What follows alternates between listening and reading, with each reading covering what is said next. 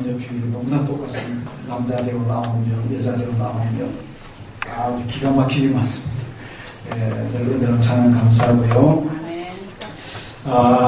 미국의 작가인 잭 캠빌드라고 하는 사람이 마음을 열어주는 101가지 이야기라는 책을 썼는데, 이 책이 전 세계적으로 47개 나라에서 번역되었고 판매된 책이 1억 부가 넘게 판매가 되었습니다. 세계적인 베스트셀러라고 할 수가 있는데, 이 책에서 이 잭 캠빌드가 자기 가정 얘기를 써놨습니다. 어떻게 했냐면, 어느 날 이 아들이 자기 엄마에게 종이를 내밀었습니다. 근데 그 종이에 보니까 이런 글이 써져 있습니다.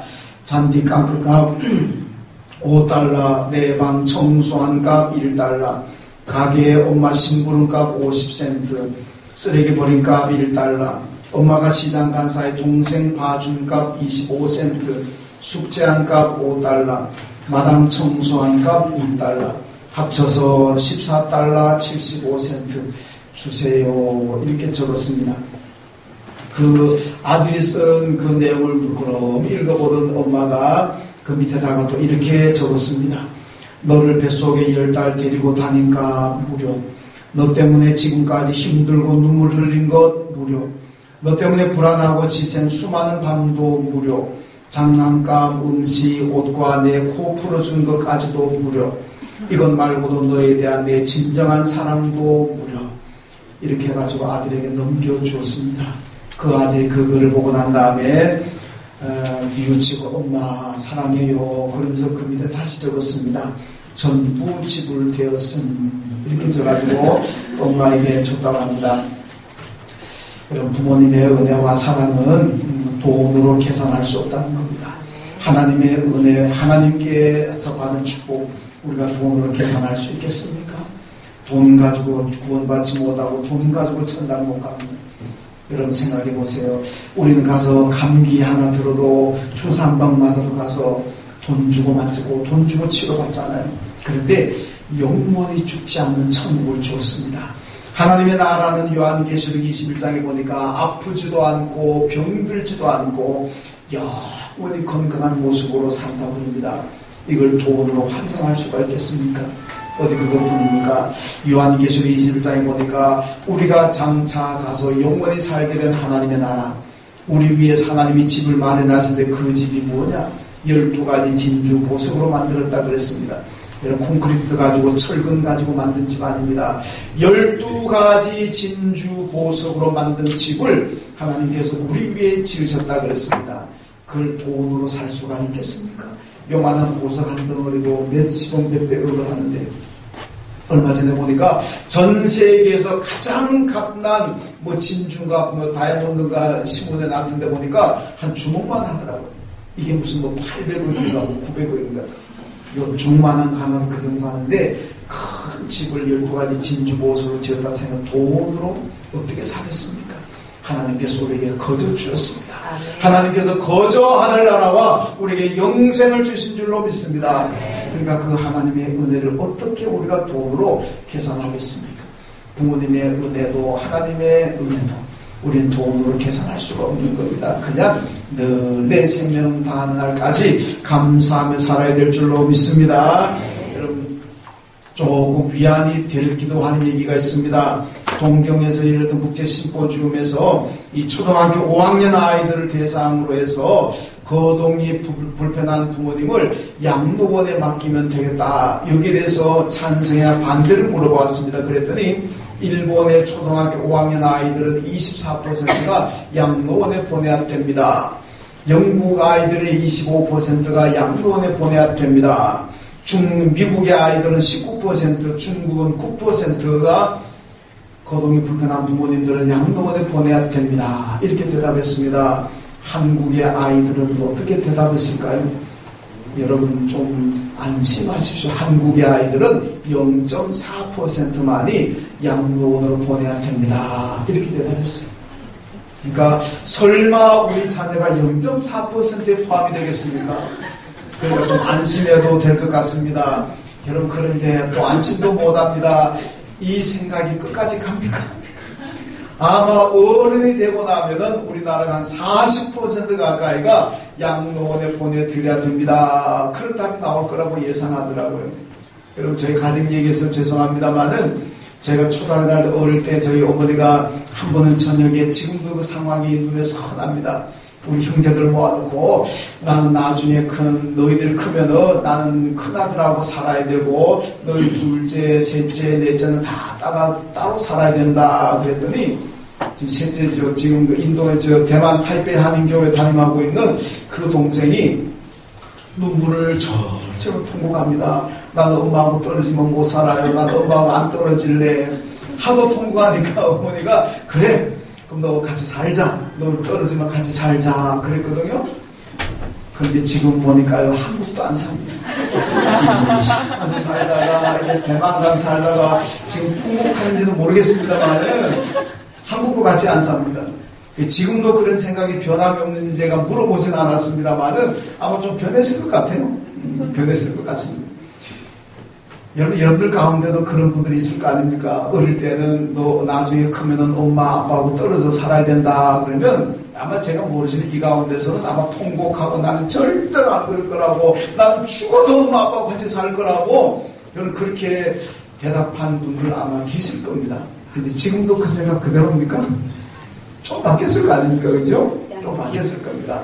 뭐 바뀌었다고 해서 불효라는 뜻은 아닙니다. 그냥 현실을 받아들이고 내가 같이 살든 떨어져 살든 부모님에 대한 그 은혜와 그 사랑을 잊지 않고 기억하고 꼭 같이 살아야만 효도는 아니잖아요. 뭐 상황에 따라서 같이 안 살더라도 부모님에 대한 사랑과 은혜를 기억하면서 효도한다면은 그것이 바로 좋은 자녀, 좋은 효도인 줄로 믿습니다. 오늘 어버이 주일입니다. 에베소 6장 3절을 보니까 부모를 잘 공경하면 이 땅에서 잘 되고 장수하게 된다고 말씀하고 있습니다. 여러분 꼭 기억하십시오. 부모님께 불효하면서 잘 되기를 바라는 꿈 꾸지 마세요. 부모님께 불효하면서 이 땅에서 장수하겠다는 생각, 그 생각 버리세요. 하나님의 말씀입니다. 효도하면 이 땅에서 잘 되고 장수한다. 이 반대로 말하면 뭐겠습니까? 부모에게 효도하지 않고는 이 땅에서 잘 되지 않는다는 말씀입니다. 여러분 모두 신앙이 들어서 하나님의 가르침대로 효도하셔서 이 땅에서 잘 되고 장수하는 복을 다 받아 누리시기를 주님의 이름으로 축원합니다. 오늘 본문의 말씀 보니까 우리가 신앙인의 입장에서 부모에게 어떻게 하는 것이 효도일까? 오늘 잠언의 말씀인데 이 잠언은 바로 지혜집이라 그럽니다. 이스라엘 백성들 삶의 지혜를 모아놓은 책이 잠언입니다. 여러분 우리나라는 속담이라는 것이 있습니다. 이 속담이라는 걸 가만히 보면요 옛날 우리 조상들이 얼마나 지혜로운지 몰라요. 속담을 가만히 생각해 보면 틀린 말이 하나도 없습니다. 그죠? 그래서 그러잖아요. 옛말 틀린 거 하나도 없다. 그게 뭡니까? 조상님들이 살면서 지혜로 말을 남겨놓은 것이 속담인데 하나도 틀린 게 없다는 얘기입니다. 그 속담대로만 살아도 잘 산다는 거죠. 이스라엘 백성들도 조상들이 남긴 속담이라는 것이 있는데 그것을 모아놓은 것이 바로 구약의 잠언입니다. 여기 말씀 보면 어떻게 자녀가 부모님을 어떻게 섬겨야 될 것인가 거기에 대해서 오늘 본문이 말씀하고 있습니다. 잠언에서 가르치는 자식된 도리가 무엇이겠습니까? 오늘 본문이 말씀하신 대로 잘 한번 순종해 보십시오. 그러면 여러분 자녀들이 잘 될 줄로 믿습니다. 첫 번째로 하나님의 말씀을 듣고 바른 길로 가는 것이 효도라고 말씀합니다. 오늘 19절 말씀 보면 내 아들아, 아들뿐만 아니라 딸도 다 포함됩니다. 내 자녀들아 그 얘기죠.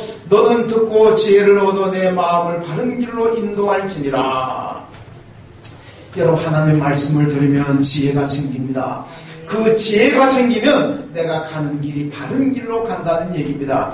다윗이 시편 23편에서 고백하는 게 무엇입니까? 시편 23편은 다윗이 일생을 살아오고 난 다음에 이제 연로해가지고 이제 하나님이 부르실 날이 얼마 남지 않았을 때 자기의 인생을 돌아보면서 고백한 내용이 시편 23편입니다. 여기 보니까요 정말 주옥 같은 신앙을 고백하고 있는 그 중에 하나가 여호와께서 나의 목자가 되셨고 내가 나의 목자신 여호와를 믿고 따라갔더니 그분이 나를 의의 길로 인도하시는 도다. 이렇게 고백합니다. 하나님을 믿고 따라갔더니 하나님께서 나를 죄 짓는 길로 멸망의 길로 인도하는 것이 아니라 의의 길로, 바른 길로, 축복의 길로, 영생 얻는 길로, 천국 가는 길로 인도하시더라. 여러분 믿습니까? 네. 우리가 하나님 믿고 예수 믿고 따라가게 되면은 그분은 우리를 바른 길로 인도하십니다. 의의 길로 인도하시고 생명의 길로 인도하시고 천국 가는 길로 인도하신다는 말씀입니다. 여러분 한국 사람들을 가리켜서 그렇게 많이 얘기들 합니다. 지식은 참 많은데 지혜가 없다 그럽니다. 머리에 든 공부는 많아가지고 아는 것은 많은데 삶에 지혜가 없다. 삶에 지혜가 없다 보니까 늘 부딪혀 싸우고 다투고 갈등하고 배가 망신하고 죽어는 망하는 인생 살더라는 얘기입니다. 삶의 지혜는 어디서 오느냐? 하나님의 말씀은 성경에서 오는 줄로 믿습니다. 성경 말씀을 잘 올 말씀 뭐라 그래서 너는 내 아들아 너는 듣고 지혜를 얻으라. 그러면 바른 길로 성공의 길로 복된 길로 가게 된다는 말씀입니다. 여러분 우리가 신학적으로 말하면 중간시대라는 것이 있는데 구약의 말라기부터 시작해가지고 예수님 오실 때까지 이 400년간을 말라기 그 중간시대라 그럽니다. 다른 말로 암흑시대라 그럽니다. 암흑시대. 왜 암흑시대라 그러겠습니까? 그 400년 동안에는 뭐 태양이 안 떠올라서 암흑시대라 그러겠습니까? 400년 동안은 밤에 무슨 뭐 촛불이 없고 무슨 뭐 등불이 없어가지고 깜깜해가지고 암흑시대라 그러겠습니까? 여러분 영적으로 암흑시대라는 겁니다. 왜 영적으로 암흑시대냐? 이 400년 기간 동안에는 선지자가 안 나옵니다. 하나님의 말씀을 선포해야 될 선지자가 나오지 않았습니다. 지금은 성경이라는 것이 있으니까 누가 말씀 전해주지 않아도 내가 성경 읽으면 하나님 말씀 볼 수가 있지만은 그 당시에는 성경이 없습니다. 그런데 말씀을 선포하는 선지자가 없으면 하나님 말씀을 들을 수가 없습니다. 하나님 앞에 예배드리고 제사를 드려야 되는데 중간시대 대제사장은요 레위지파 아론의 자손에서 대제사장이 되는 것이 아니라 돈 많이 갖다 바치면 되는 거 돈만 로마 정부에다가 돈 많이 갖다 바치고 여러분 뭐 헬라 제국에 돈 많이 갖다 바치면 돈 받고 제사장 임명해버립니다.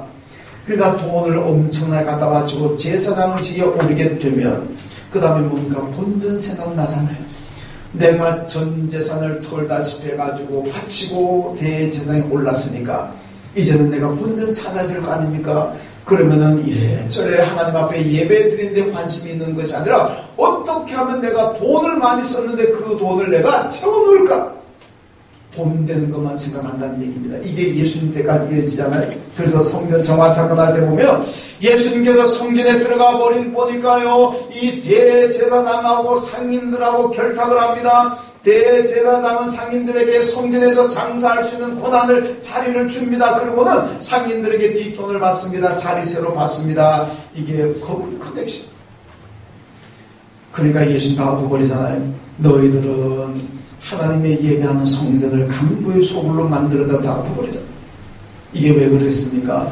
전부가 돈을 주고 대제사장이 되고 제사장이 되다 보니까 본전 찾아야 되잖아요. 그러니까 말씀은 없고 예배도 온전한 예배가 없고 그러니까 영적으로 암흑시대라는 겁니다. 말씀이 없고 말씀이 고갈되면은 결국 백성들이 바른 길을 가지 못한다는 그 타락의 길을 갈 수밖에 없고 이런 멸망의 길, 죄 짓는 길로 갈 수밖에 없습니다. 그러므로 우리는 하나님 말씀을 언제나 잘 기억하고 말씀을 읽고 말씀에 순종하면 그 길이 바로 생명의 길이고 축복의 길인 줄로 믿습니다.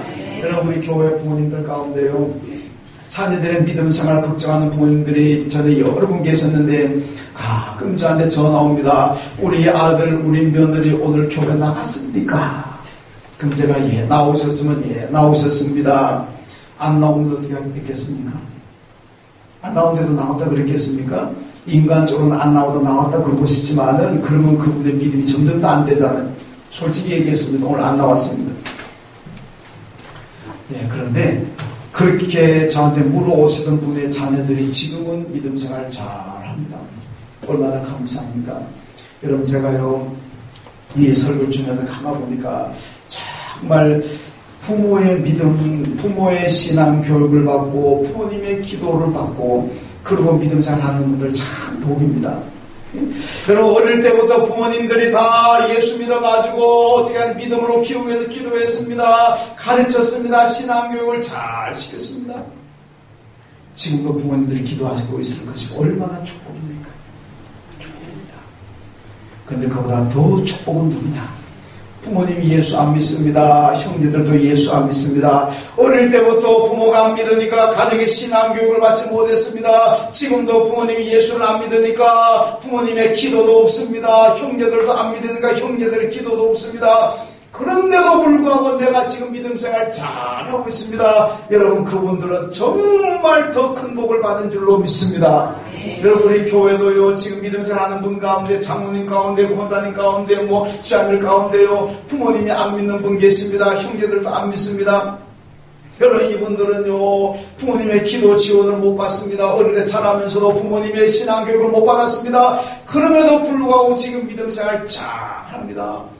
얼마나 큰 복입니까? 어떤 사람들은 아버지가 부모님이 목사, 장로, 권사, 안수사, 항균직인데도 불구하고 지금 믿음 생활 잘 못합니다. 어릴 때부터 헌금 생활 잘하라고 11조 교육 잘 받은데 지금도 못합니다. 그런데 부모님에게 아무런 신앙 지도도 못 받았는데 믿음 생활 잘하고 있습니다. 교회 잘 섬기고 있습니다. 헌금 생활 11조 잘하고 있습니다. 이건 정말 대단한 나는 그분들 속으로 존경합니다. 누구 하나 신앙 지도를 받지 못하는데 혼자 예수 믿고 그렇게 한다는 것이 얼마나 크죠. 이건 더 큰 복인 줄로 믿습니다. 여러분 부모님이 예수 믿음으로 내가 신앙교육 받아가 지금 잘 믿는 것도 큰 복이고 부모님이나 가족이 안 믿는 나 혼자 예수 믿어가지고 지금 신앙생활 잘하는 것은 더 큰 복입니다. 얼마나 감사합니까? 여러분 부모님들은 자녀들이 믿음 생활 잘하도록 신앙교육을 잘 시켜야 되고 그게 또 순종이 안 되고 자녀들은 부모님의 신앙교육 가르침을 잘 받은 믿음 생활 잘하고 그리고 부모님들 믿지 않는다면 그 믿지 않는 부모님 위해서 기도하고 여러분 저는요 우리 새벽기도 나오시는 분들은 아시겠습니다만 저는 새벽마다 안받들이고 하는 기도가 있습니다. 그게 뭐냐 우리 부모님들 가운데 예수 안 믿는 부모님들 다 예수 믿게 해달라고 그리고 병석에 계시고 연로하신 부모님들 건강하게 해달라고 하루도 안 되고 부모님 위해서 기도합니다. 물론 거기다가 또 우리 수험생들 해외 나가 있는 교우들 군에 가 있는 아들 다 기도하고 있습니다만은 여러분 우리가 하나님의 말씀을 잘 듣고 말씀에 순종하고 바른 길을 간다면 이게 부모님께 얼마나 큰 기쁨이고 효도이겠습니까? 하나님께 얼마나 기쁨이고 하나님께 복받는 길이겠습니까? 여러분 오늘 어버이 주일을 맞으면서 하나님 말씀 읽고 듣고 그 말씀대로 잘 가셔가지고 하나님께 복 많이 받으십시오. 그러면 하나님께 기쁨이 되고 여러분 그것이 바로 효도하는 길인 줄로 믿습니다. 두 번째로 방탕한 길로 가지 않는 것이 효도입니다. 오늘 20절과 21절 말씀 보면요. 술을 즐겨하고 고기를 탐하는 자들을 멀리하라고 말씀합니다. 이런 방탕하는 자들과 사귀지 말라는 얘기입니다. 술을 즐겨한다, 고기를 탐한다는 얘기는 매날 그냥 잔치나 벌이고 매날 연애를 즐기고 있는 그런 삶을 지금 얘기하고 있습니다. 그러니까 절제하지 못한다는 얘기입니다. 여러분 탕자는요. 절제하지 못하고 방탕생활하다가 거지 되었습니다. 백제의자왕은 삼천국녀 거느리고 방탕하게 살다가 나라만 버렸습니다. 여러분 절제 잘해야 됩니다. 갈라디아서 5장의 성령의 9가지 열매 가운데 마지막이 뭡니까? 절제. 저는 그 순서 잘 모릅니다. 그래서 마지막은 압니다. 절제. 여러분 절제 잘해야 됩니다. 여러분 예수 믿는다고 해서 유혹을 안 받겠습니까? 예수 믿는다고 해서 하고 싶은 것도 없겠습니까? 여러분 유혹받는 거는요 하고 싶은 거는 예수 믿으나 안 믿으나 다 비슷합니다. 초대교회 정말 경건한 신학자고 신앙했던 아우구스티누스가요 그가 고백론에서 그렇게 얘기합니다. 내가 예수 믿고 난 다음에 변화가 되고 예수 만났지만 내 안에는 유혹이 참 많다. 유혹에 끌려가지고 나도 하고 싶은 것, 가고 싶은 것, 나도 세상 사람도 하고 싶은 것 너무 많더라. 그런데 내가 이를 악물고 절제한다. 예수 믿기 전엔 절제를 안 했는데 예수 믿고 난 다음에 내가 절제한다. 그 유혹이 없는 건 아니다. 하고 싶은 것 없는 건 아니다. 세상 사람들처럼 나도 가고 싶은 거 하고 싶은 거 하고 싶지만은 내가 단지 절제할 뿐이다. 이걸 그가 고백합니다. 이런 마찬가지 예수를 믿으나 안 믿으나 경건하나 경건하지 않거나 유혹받는 건 다 비슷합니다. 세상 사람들처럼 가는 데 가고 싶고 세상 사람들 하는 것 하고 싶고 왜 유혹이 안 되겠고 왜 하고 싶은 마음이 없겠습니까? 그런데 예수 믿는 사람은 그냥 절제하는 겁니다. 내가 예수 믿으니까 내가 하나님을 섬기니까 이거 하면 참고 절제합니다. 그러니까 절제하면 경건하게 사는 것이고 절제하지 못하면 타락하고 범죄할 수밖에 없다. 방탕하게 살 수밖에 없다는 말씀입니다. 여러분 우리나라 암이요 술과 담배 때문에 생기는 암이 절반이 넘는다고 합니다. 여러분 술에 알코올이 많이 들어있는데 이게 속으로 들어가게 되면요 술에 알코올을 분해하는 게 간이라고 그럽니다. 이 간 혼자서 알코올을 분해해야 되는데 어떤 데 자꾸 쉬자고 술을 마시고 폭탄주 마시고 그냥 막 마시게 되면 간이 혼자서 분해하다가 지칩니다. 그럼 나중에 간이 더 이상 지쳐가지고 힘을 못 쓰게 되면 어떻게 됩니까? 간경화, 간암 갑니다. 여러분 간을 불쌍히 여기십시오. 간이 혼자서 그걸 담당합니다. 얼마나 힘들겠습니까? 얼마나 힘들겠어요. 간 지치면 안 됩니다. 그러면요 간암, 간경화 되는 거예요. 근데 간은요 아파도 표가 안 납니다. 아프면은 표가 내게 고통이 있으면 빨리 병원 가면 되는데 이 간이라는 장기는 아파도 표가 없대요. 그러니까 뭘죠? 간은 지금 정지하고 간이 기능을 못하고 있는데도 뭐 사인이 없는 거예요. 그러니까 나는 건강하겠다. 그렇게 생각하고 사는 거예요. 그러다가 어느 날 딱 가보면 큰일 나는 거 아니겠습니까? 이런 간을 좀 쉬게 해야 된다는 얘기입니다. 여러분 술은요 일본 사람들은 술 마시고 술 주정하면 사람 취급을 안 한답니다. 전 사람도 아니다. 우리나라는 어떻습니까? 술 취행할 법정에 가도요 내가 술에 만취돼가지고 잘 몰랐습니다. 그럼 용인되는 거 아니겠습니까? 그래서 사람들이 법정에 가면은 뭐 하나는 내가 술이 취해서 몰랐습니다. 인사불성이라서 내가 몰랐습니다. 뭐 그런 거 다 되는 거예요. 그러니까 술을 마음 놓고 품하신다는 얘기죠. 이 사실 이것도 바뀌어야 됩니다. 여러분 얼마 전에 뉴스 나왔잖아요. 대한항공 과학으로 갔던 어떤 40대 의사가 술 마시고 난 다음에 승무원들하고 멱살 잡고 싸우는데 괌에 내리자마자 미국 FBI 체포가 됐습니다. 여러분 저는 이번에 알았는데요. 비록 우리나라 대한항공이지만은 일단 미국 땅으로 가는 비행기는 전부 다 미국 법의 저촉을 받는다고 합니다. 근데 그 사람이 우리나라 법 같으면요, 내가 술 취해가지고 좀 몰랐습니다. 그러면 그냥 벌금 맞든지 그냥 뭐 훈방하고 나오든지 뭐 그랬을 겁니다. 근데 미국 법은요, 기내 난도는 굉장히 엄한 법이랍니다. 그 사람은요, 최장 20년 징역받는데 미국 법대로 인생 마친 거 아닙니까? 40대에 20년 살고 나오면 60대, 70대 바라보면 그 인생 얼마나 가련합니까? 이런 술 때문에 그렇게 된다. 여러분 부모님들도 자녀들이 술을 하게 되면 늘 걱정합니다. 야야 술 좀 작작 마시라. 그렇게 술 마시다가 부부간에 갈등 나고 경제적으로 다 망가지고 인생 잘못될 수가 있다. 그러니까 술 마시면 타락할 수가 있고 술 마시면 방탕할 수가 있으니까 그러지 말고 정신 차리라. 술 끊는 게 하나님 앞에서도 우리가 만약에 믿는 사람이 술을 마신다면 끊는 게 하나님께 대한 도리고 부모님께도 효도하는 길인 줄로 믿습니다. 아까 아우구스티누스 얘기했습니다만은 이 양반이요 에피큐로사파에 신취되었습니다. 이 에피큐로사파 우리 성경에는 아우구스도 일부부터도 헷갈리는데 2부터 또 헷갈리네. 에피큐로라고 그러나요?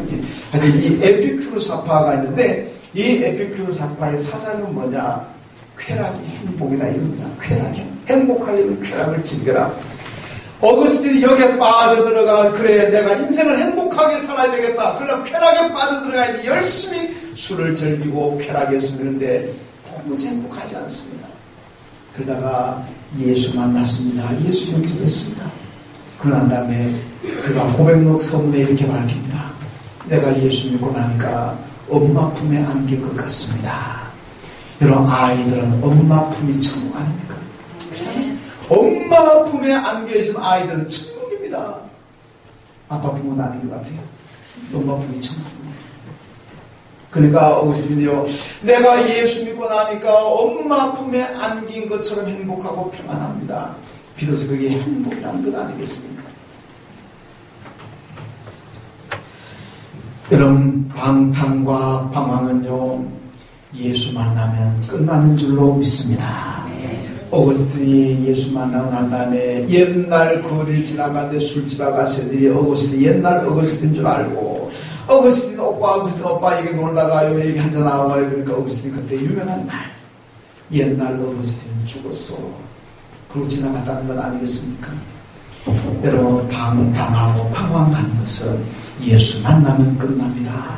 예수 제대로 영접하면 끝나는 줄로 믿습니다. 예수 수십 년 믿어도 왜 끝나지 않느냐? 예수 제대로 안 만났기 때문에 그런 거예요. 정말 제대로 예수 만나면 다 끝나는 줄로 믿습니다. 부부간에 갈등하는 분들이 있을 겁니다. 여러분, 부부간에 왜 갈등합니까? 예를 들어 남편이 잘못했습니다. 바람을 피우든 잘못했습니다. 그런데 집에 들어오면요, 집에 들어가기 싫어합니까? 집에 들어가면 자기 아내가 있는데 이 아내는 의인이고 자기는 죄인입니다. 이 아내는 심판자와 같습니다. 어디간 자기는 죄를 지었으니까 할 말은 없고, 들어가면은 자기 아내가 의인 행사하면서 심판합니다. 그러니까 집에 들어가고 싶겠습니까? 밖으로 돕니다. 왜 밖으로 도느냐? 밖으로 돌면 자기하고 같은 죄인이 있거든요. 그러니까 그 죄인 만나면은 마음이 편한 겁니다. 마음이 편해요. 그러니까 그 죄인하고 자꾸 놀아나는 겁니다. 집에만 들어가면은 의인 아내가 있고 심판자 아내가 있습니다. 뭐가 들어가고 싶겠습니까? 밖에 나가면 자기하고 똑같은 죄인하고 편안하게 노는데. 여러분, 그러니까 우리는 부부간의 갈등도 그런 문제라면 의인의 입장에 있으면 안 됩니다. 나도 그저 죄인의 입장을 내놓을 때 그럴 때 편안한 거예요. 여러분, 그보다도 더 중요한 것은 남편이든 아내든 방황하는 생활, 방탕한 생활을 끝내는 것은 예수 만나면 되는 줄로 믿습니다. 예수 만나게 만들어야 되고 예수 믿게 만들어야 되는 거. 그러면 예수 제대로 만나면 다 된다는 얘기입니다. 여러분, 예수 만남으로 행복하고 그 행복하게 사는 것이 부모님께 효도 아니겠습니까? 어느 부모가 자식들이 갈등하며 사는 걸 원하는 부모가 세상에 어디 있겠습니까?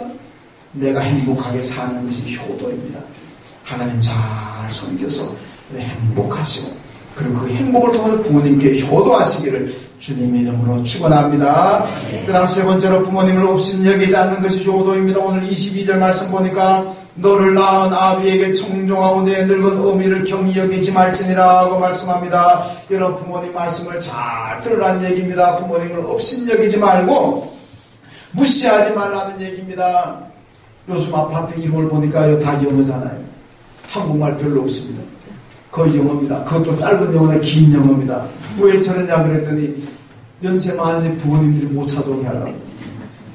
영어 이름 길게 해놓은 부모님들 얼마나 어렵겠습니까?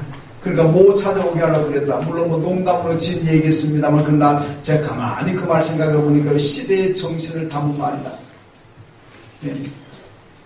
이 시대의 자녀들의 마음을 어느 정도 담고 있는 말이 아닌가. 참 쓸쓸한 얘기 아니겠습니까? 부모님을 무시하고 업신여긴다는 게 뭐겠습니까? 야야, 그게 뭔 얘기냐? 아이고, 그런 걸 다 알아 그러세요. 그거 몰라도 돼요. 그거 알아서 뭐하게, 얘기해도 몰라요. 그러니까 그냥 가만 계세요. 이거는 부모님을 업신여긴다는 게 무시한다는 거죠. 그건 불안하는 겁니다. 한 번 말해서 이해 못하면 두 번 하고, 두 번 말해서 이해 못하면 세 번 하고, 그렇게 해서라도 부모님과 대화하는 것이 바로 부모님을 기쁘시게 해드리라는 삶이라는 겁니다. 여러분, 한 소년이 있었는데요. 이 소년이 꿈이 하나 있습니다. 그것은 내가 먼 바다에 나가서 바다를 마음껏 항해하면서 내 꿈을 펼치는 것이다. 그 꿈을, 그 바다에 나가는 꿈을 꾸고 살아왔는데 청년이 되어가지고 이제 큰 선박에서 취직이 되었습니다. 야, 이제 내가 꿈꿔오는 대로 바다에 나가서 내가 마음껏 항해할 수가 있겠구나. 이야, 난다. 그러면서 자기 엄마한테, 엄마, 내가 이제 꿈꾸고 기도하는 대로 내가 이제 바다에 항해하게 되었습니다. 취직하게 되었습니다. 하나님 너무 감사합니다. 그 엄마한테 얘기했어요. 근데 그 어머니가 아들 손을 붙잡아, 아들아, 꼭 가야 되겠니? 나는 너하고 같이 살고 싶은데 꼭 가야 되겠니? 그러니까 이 아들이 고민이 됐습니다. 야, 자기 꿈을 펼쳐주는 기회가 왔는데 엄마 생각하니까 갈 수가 없고 고민하다가 그래, 내가 가지 말자. 우리 어머니가 이렇게 나를 애타게 붙잡고 나하고 같이 살고 싶어 하는데 내가 그 어머니 말을 무시하고 간다는 것은 자식의 도리가 아니구나. 그리고 자기 꿈을 포기해버렸습니다. 그러고 어머니와 함께 믿음 생활하며 살아갔습니다. 이 소년이 크게 성공해서 누군지 아십니까? 미국의 초대 대통령 조지 워싱턴 얘기입니다. 자기 어머니의 말씀. 어머니가 뭘 아신다고 내 꿈을 가로막습니까? 이랬다면 그가 대통령이 되었겠습니까? 어머니 말씀을 업신여기지 않고 무시하지 않고 잘 받아들여서 같이 기도하는 가운데 그가 존경받는 미국의 대통령이 되었다는 얘기입니다. 여러분, 저는요, 성경에 보면서 정말 이 양반이 정말 가장 효자구나 생각하는 사람이 있어요. 그게 누구냐? 이삭입니다. 창세기 22장 보면요, 아브라함이 이삭을 데리고 모리아산으로 3일 길을 걸려가지고 하나님께 제사 지내러 갑니다. 이삭이 나무를 치고 가는데 가만히 받아보니까 나무는 있고 제단도 쌓아놨는데 재물이 없는 거예요. 재물이 없는 제사가 이게 말이 됩니까? 그래서 이삭이, 아버지, 왜 제단도 있고 나무도 있는데 왜 재물이 없습니까? 그때야 아브라함이 이삭에게 말합니다. 아들아, 미안하다.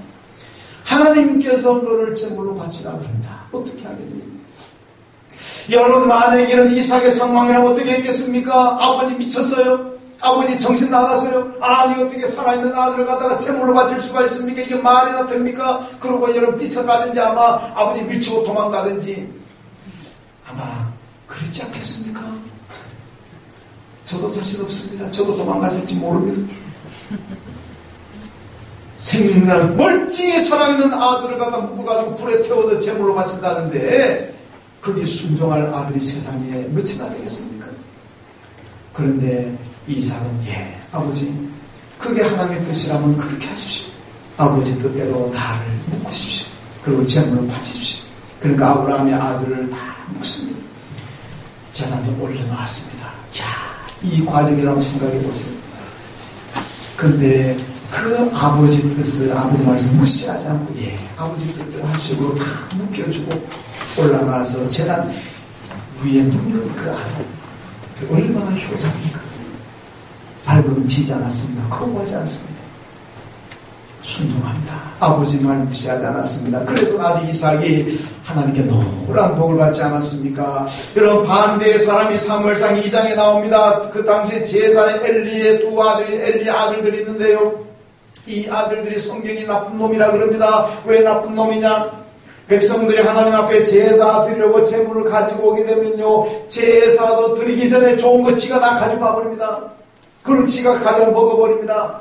백성들은 하나님께 좋은 제물 바치려고 가져왔는데 지가 다 빼돌려가 지가 다 먹어버립니다. 그리고 회막에서 수종 두고 섬기는 여성들을 갖다가 이 여성들과 함께 놀아놨습니다. 그래서 나이 많은 엘리 제사장이 아들에게, 아들아, 그러면 안 된다. 어떻게 그런 하나님 앞에 큰 죄를 지을 수가 있냐. 그러면 안 된다고 말도 했지만 아들들이 듣지 않았습니다. 아버지가 뭘 아신다고 나이 많은데. 자기 아버지 늙었다고 무시하고 업신여기고 말 듣지 않았습니다. 그러다가 어떻게 됐습니까? 다 불행하게 죽었습니다. 이삭은 하나님 말씀에 아버지의 말씀을 존중하게 여겨가지고 큰 복을 받았지만 엘리의 아들들은요, 하나님 말씀도 아버지의 말씀도 업신여기고 무시하다가 결국 그 죄로 인해서 비참하게 죽고 말았습니다. 여러분, 부모는 자녀를 신앙으로 잘 키워야 되고 자녀는 부모의 신앙을 잘 받아야 됩니다. 부모님께서 믿음으로 가르칠 때는 여러분 어떻게 다 순종하십시오. 부모 말씀에 잘 순종하는 이삭처럼 부모가 나를 지금 재단에 올려놓고 죽이려고 하는데도 그래도 뜻대로 하십시오. 내맡기지 않습니다. 그러니까 하나님께 복받잖아.